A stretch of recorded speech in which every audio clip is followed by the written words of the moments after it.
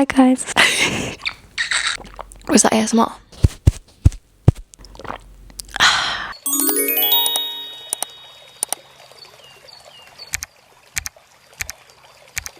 Hello there. Welcome to my podcast. I feel like I'm in the cinema when they go, hello. A little bit of darkness. Makes you think, doesn't it? Hi everyone, and welcome to my new series, The Creator Club. If you are new here, I am Mel. I'm a full-time social media content creator, influencer, and this whole series is going to be about debunking the myths of social media, how to start social media, how to be monetized on social media, how to be successful on social media, how to get signed with an agency, basically how to start your career in social media and be successful. I'm a year in and I'm on 150,000, which is crazy. Yeah, I can't even express like the gratitude I have for where I am at the moment. And so many of you guys have requested a series like this, so I thought, why not give the people what they want? Okay, I'm here to deliver, and I'm here to not gatekeep. So if you think this series is something that you want to be involved with, make sure to subscribe and hit the notification bell so that you never miss out on a next part of this series. Okay, so first of all, what we're going to talk about is why I started social media in the first place. Simple thing, I knew I was meant to be a YouTuber. Okay, I convinced my dad to buy me a Canon G7X Mark II at the age of around 11/12. Who did I think I was? I don't know. Who did my dad think I was?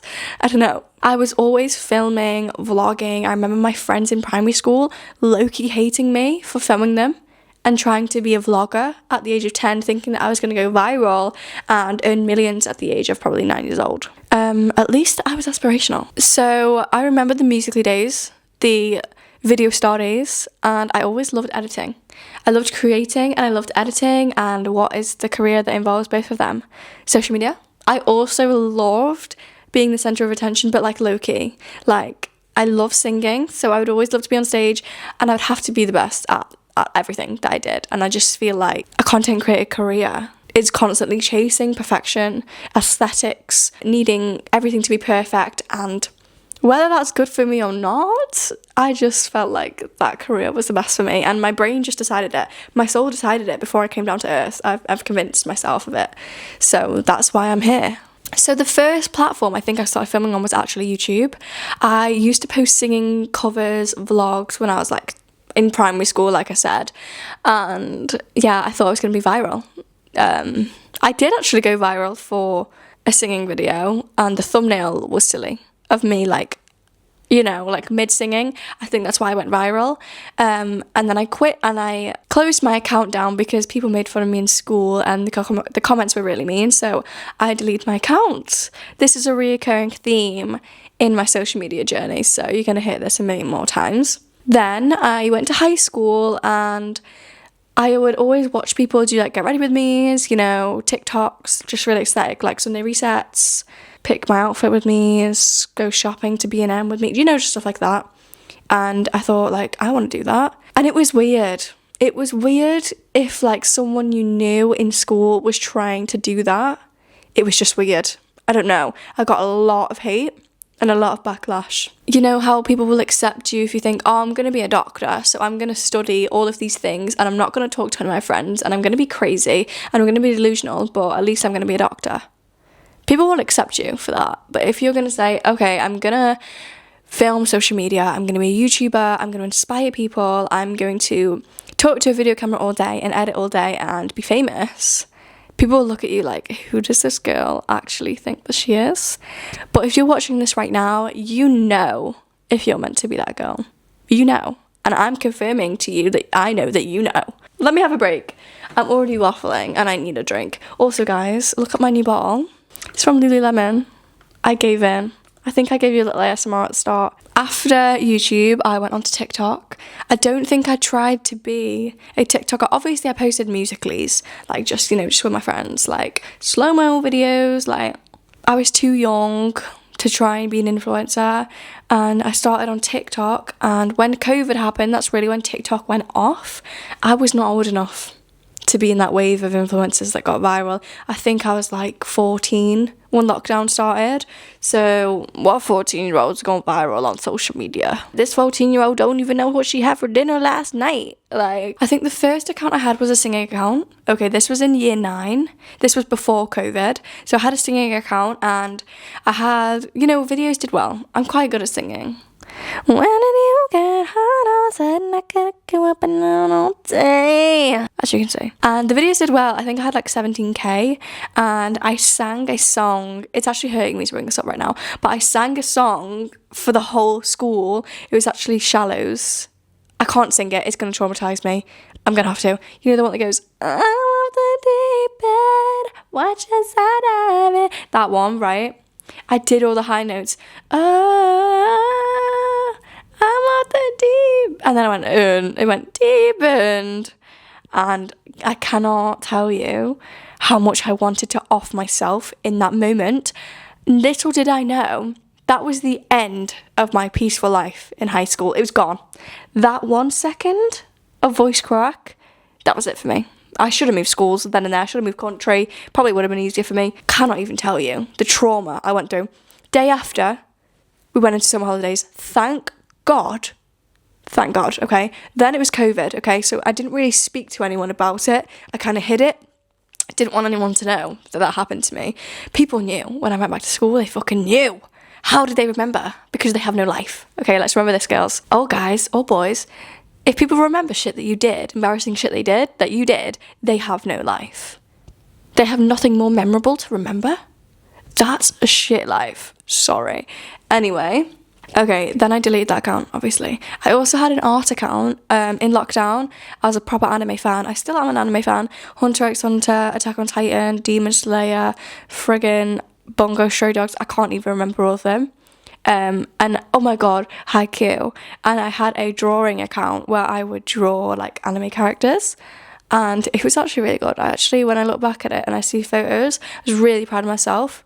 I was doing like digital art, so I had a digital, you could draw a drawing pad and it connects to your computer, and it was just a really nice way for me to show creativity.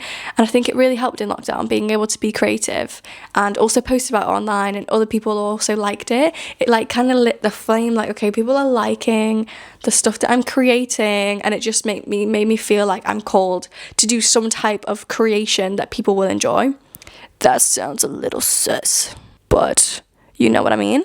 I love social media, I love posting, and I love people loving what I'm doing. I love that. So when we went back to school, I stopped this account because I was scared I was going to get bullied. Dead ass. Like, dead freaking ass. And did I? Probably. I can't really remember much of high school because it was so horrible for me. So I pretty much block everything out, but I'm going to guess that I did get backlash for it. Next, I had a gym account. This is my comeback era, okay? So after the voice crack era, after my anime weeb era, and I had dyed hair, I dyed my hair black. I went back to this is my default. I came back to my default body, and I started going to the gym because I was like, I hate all of you, and if I'm just really pretty and really fit and I have the dream body that you want, you can't say shit to me anymore because it's jealousy. So this stemmed my gym account. So I posted on my gym account just like, just gym videos like of my progress and stuff, and I think I had like 20k or something, and one of my videos went really viral, and Gymshark actually reposted it on their account. Now I would have asked them for money for that. My little 15, 16-year-old self did not know to ask Gymshark for rights for that, because multi-million-dollar company wants to post your post on Instagram. And I said, yeah, for free, sure. So anyway, that's a different story. And didn't need my mic anyway. But yeah, they posted it on Gymshark, and it was really, really good. And I felt seen. Like, I had recognition from like anyone that had ever been horrible to me. You wish you were me now. Fuck y'all. That basically started my gym account, and I just did progress pictures, like showed people what I was eating, my gym exercises, and yet again, something that I was creating, people were saving and enjoying and loved, and I loved that, and it was just really nice. And then for some reason I stopped posting on my gym account, I can't really remember why. Oh, right, I was doing my A-levels and stuff. I wasn't really going to the gym as much as usual. My phone's dead. I love that for me. One second, guys. I kind of need my phone, to be honest. Yeah, I came back one more time. After my A-levels, I decided I'm going to take a gap year and I'm really going to do social media because my heart is calling me to do this. And I don't like any other subjects I took in school. I don't want to do anything in uni.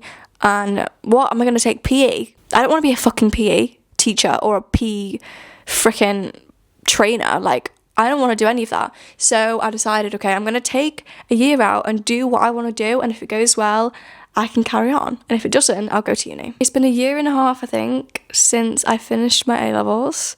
I finished them in May. So June, July, August, about a year and a half. May last year I finished them.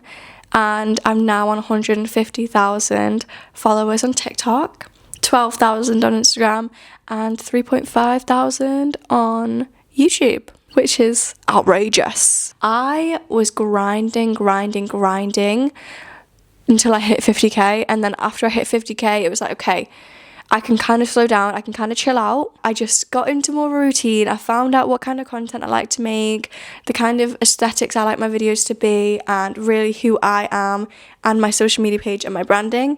And I've just been consistent with it, and I gained 50,000 followers in about 3 months. I hit 100k in July. It's September and I'm on 158,000. How effing crazy is that? It's genuinely unbelievable. First of all, I want to thank myself for believing in me. I can't remember the quote, but you guys get what I'm trying to say. What made me take social media seriously? I would wake up early before my shifts. They usually start at 11. I'd wake up at like 7, film a load of content in the morning, spam, and then I would edit them on my lunch break, and then I would also try and post them when I got home, repeat. I'd be on an open, close, literally every single day except Sunday, because I had dance on Sunday, so at least they didn't put me in then. So I started doing TikTok Shop in this sort of limbo stage of me posting and working as a waitress, and TikTok Shop was fairly new, but I had some gym sets that I had bought from TikTok Shop, and I thought, oh, maybe people will actually like this. So I just posted them like, hey guys, this is my gym outfit of the day, this is what I'm wearing, and it's from TikTok Shop. I've linked it if you want to check it out. TikTok and affiliate commission for me is how I quit my job. People always think there's this like misconception about views and stuff. Of course there is the creator fund and stuff, but I'll get more depth in that in another video. For me, it's TikTok Shop, honestly, and it makes me so happy because all I have to do is show you guys outfits that I genuinely love and that I also think that you will love. But that is pretty much what was the turning point for me. I was like, shit, there's money here. And then 1 month I made more from social media than I did my waitress job that I worked full time. And I was like, you know what, we're understaffed. I'm here every effing day. I can't take this anymore. Can I do part-time? Okay, 2 days a week. Okay, it was too much. I couldn't keep up with social media whilst also doing a waitressing job. So I was like, you know what, I'm just leaving. Like, I'm going to take the leap. If I thought about it logically, was I ready? No, of course not. But I'm impulsive and delusional. So I quit, and thank God. My mom is like proper Asian, and she came from a hard-working Asian background in Indonesia. And for her, it's kind of like, if you're not grafting all hours of every day, working 2 jobs, then you can't be making a lot of money. You can't be making a living like that. But it's so different with social media. You 100% can. And there is so many ways to make passive income. It's genuinely unreal. And there's so many opportunities that people can take. Okay, so let's talk about if I had any struggles about wanting to quit social media. I wouldn't say I've ever wanted to quit it. I mean, I quit about 5 times at the start, right? But since genuinely taking TikTok Shop seriously, I think when I hit around 50k, I signed with an agency called Flair MGMT. I still am with them till this day. I absolutely love them. And the workload that I got from them, I just wasn't used to, of course, because TikTok is very task-based, so like when you have brand deals and stuff, it's like they want this in 2 days. Okay, can you get this filmed and sent over today? Honey, no the fuck I can't. All of them adding up and me not being able to keep up with it frustrated me so much that if you have been following me for a long time on TikTok, I did have a mentee B and I was breaking down like, I don't want to do this. Like, why am I crying over social media? It's supposed to be fun. I'm supposed to be making content that people love and I'm just crying over deadlines every day. Like that really, like, it burnt me out. And it didn't make me want to quit, but it just made me enjoy it a lot less. But genuinely, I couldn't film content that I wanted to because I just didn't have the energy to be able to do it. I literally was in survival mode, just filming the brand deals that I needed to do and just get them all out and TikTok shop. Like, it did set up my career because the amount of work that I put in, barely surviving, bro, literally, it changed my life because now all those videos and all those brand deals just keep building an income for me. And then I had a month where I was like, please, I don't want any deals, and I just took a rest and I barely did anything that month, and I still had money coming in, and I actually made more money than I did the month that I filmed those videos from those videos a month after. So I could actually take a chill pill and, you know, figure out what the hell I wanted to do and why I was so burnt out. You can literally be making money off videos that you made months ago. I still make money off videos that I made like 8 months ago, and it's absolutely insane and it's crazy, and it means that you can rest and reevaluate. So how long did it take me to see real results and hit milestones? To me, before I hit 100k, I was like, once I hit 100k, I've made it. Once I hit 100k, I've made it and I'm famous and I'm an influencer. Now I'm at 150k, I still feel so small. I feel, of course, like really proud of where I am. And I feel like the amount of people that know who I am and support me and love to come watch my videos every single day is absolutely incredible. But I thought that I would feel more than I did now. I think what a main thing is for it is that, to me, I want every part of my social media to grow. I want everything to be successful. I want everything to be running smoothly. I want all my views to be increasing. And obviously, it's a struggle. Social media is a struggle. There is no rule book or guide. And of course, I can guide you as much as I can, but only from my experience. When I hit 100k, I was so happy. I was like, oh my God, I'm on 100k. Like, what the hell?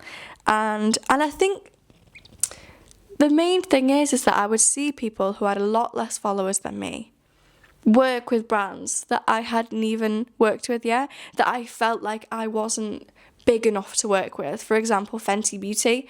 There were a lot of smaller creators who had been sent PR from Fenty Beauty or Huda. I've never been sent PR from either of those brands, and I'm on 150k. And I think that was more how I measured my success. Now I'm on 150k, it is kind of like stacking up. I think I'm going to say now, maybe when I hit 200k, I'll feel more successful. But I don't know, because when I hit 200k, maybe I might be saying the same thing, that I don't feel successful. I think when you're a content creator, if you're this type of person that is so delusional to chase things that aren't guaranteed, you are always raising the bar. And I think that that's completely fine. So I think the perfectionist and ambitious version of me is always coming through like, okay, you've hit 100k, celebrate, make your cake, let's carry on. Now we're doing 150, now we're doing 200, now we're going to build YouTube, now we're going to build Snapchat, now we're going to build Instagram. And it's just like, okay, when can I like actually rest and, you know, enjoy the fruits of my own labour? Is that the right words? So I don't know how to measure the success.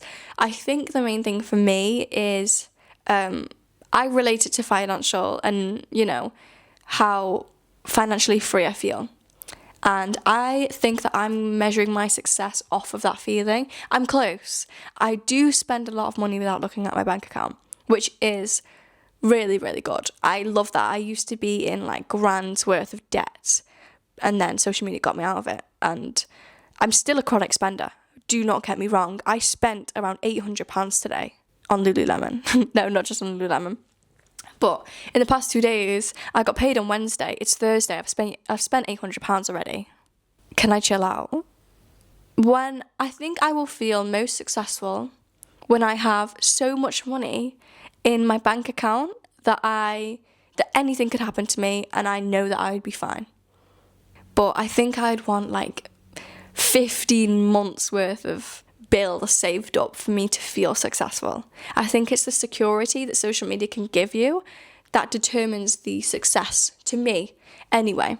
But the followers, of course, is such a big deal too, because it also determines what brands want to work with me or how people determine me against other creators, etc.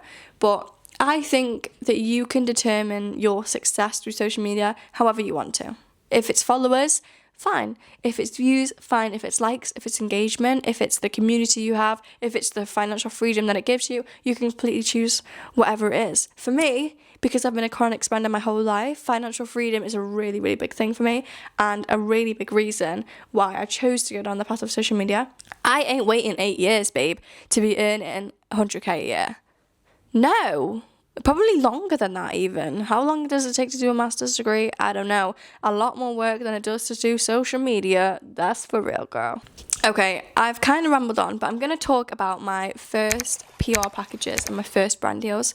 So I remember, I think I got my first brand deal at like 30,000, and these were just gifted. At the start, I just got gifted items in exchange for TikTok videos. I never had any paid collabs. It was just gifting.